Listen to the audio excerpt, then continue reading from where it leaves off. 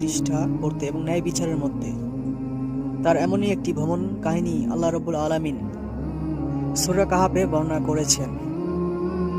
আল্লাহ বলেছেন যে একদিন তিনি এতটাই দূরে চলে গিয়েছিলেন যে সেখানে কোনো মানব সভ্যতায় ছিলেন না।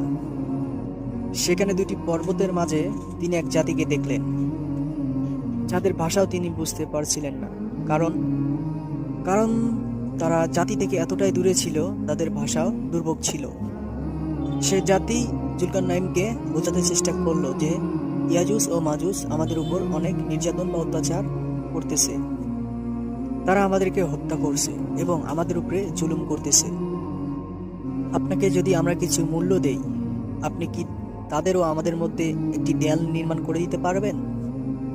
উত্তরে জুলকারনাইন বললেন, আমার রব আমাকে যা দিয়েছেন তা তোমাদের থেকে অনেক ভালো এবং শক্তিশালী ক্ষমতা।